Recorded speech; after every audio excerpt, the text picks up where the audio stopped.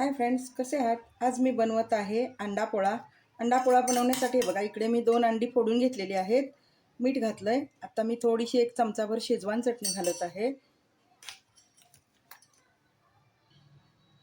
Schezwan चटणी घातल्यानंतर आपण चांगलं फेटून घ्यायचं आहे, म्हणजे चटणी अंड्यामध्ये पूर्णपणे मिक्स झाली पाहिजे.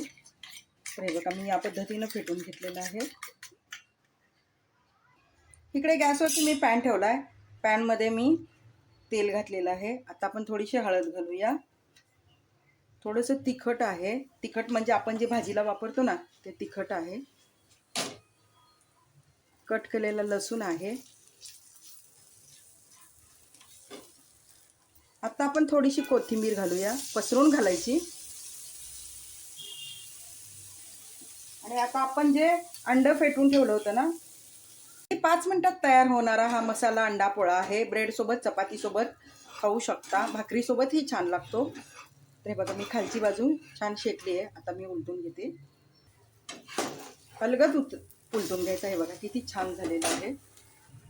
अंडा दोन्ही बाजूनी मी शेकून घेतलंय. आता थोडंसं माझ्याकडे चीज आहे, ते मी वरून चीज घालणार आहे.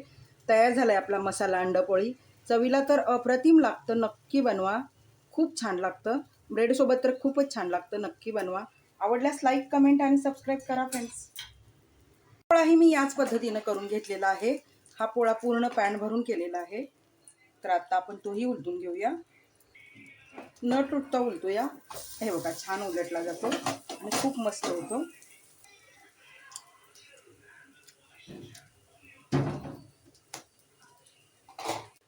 आता आपण चीज किसून घालूया. हा मोठा आहे त्यामुळे चीज मोठ्याला लागेल एवढंच घालू शकता. तर भरपूर घाला, म्हणजे तुमच्या खाण्यावरती आहे. तुम्हाला जास्त आवडत असेल तर जास्त घाला. तयार झालाय आपला मसाला अंडा पोळा. आपला ब्रेड आणि चपाती सोबत खाण्यासाठी मसाला अंडा पोळा चवीला अप्रतिम लागतो. नक्की बनवा, सगळ्यांना आवडणार. आवडल्यास लाईक, कमेंट आणि सबस्क्राईब करा फ्रेंड्स.